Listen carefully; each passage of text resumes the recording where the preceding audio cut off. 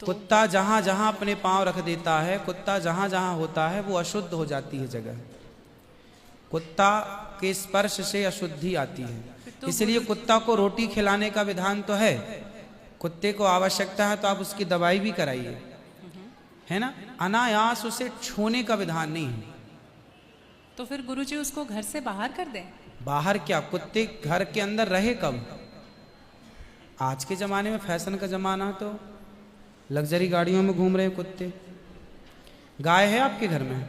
नहीं गुरुजी, उसके लिए इसलिए नहीं पॉसिबल है क्योंकि आप फ्लैट में नहीं रख सकते हैं। आप खुद अगर रेंट पे रहते हैं तो आप समस्या नहीं तो रख सकते। यही है कि आज हम कुत्ते को रखने को पॉसिबल मानते हैं पर गाय को रखना इम्पॉसिबल मानते हैं। गुरुजी दिक्कत तो कुत्ते से भी है बहुत लोगों को। हाँ। लॉजिकली देखा जाए, अगर उसको हम बाहर लेकर के जाते हैं शौच के लिए तो उससे भी दिक्कत है, लेकिन कुत्ते में मैनेज हो जाता है क्योंकि हम बाहर लेके जाते हैं। एक्चुअली कुत्ते में आप लोग मैनेज करना सीख गए हैं, काश गाय के साथ भी मैनेज करना सीख गए होते तो गाय भी मैनेज हो जाती है अभ्यास से। अब कुत्ते के संग रहते रहते अभ्यास हो गया है।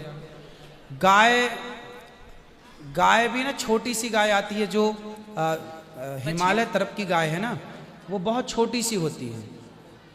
वो गाय यदि आप घर में रखेंगे तो वो आपके बिस्तर में सो सकती है, वो आपके संग खा सकती है, मतलब इतनी छोटी सी होती है, 1 लीटर दूध देती है वो, और इतनी प्यारी गाय होती है, इतनी सुंदर होती है, मतलब पूरे भारत देश की सर्वश्रेष्ठ नस्ल है वो, सबसे सुंदर सर्वश्रेष्ठ गाय।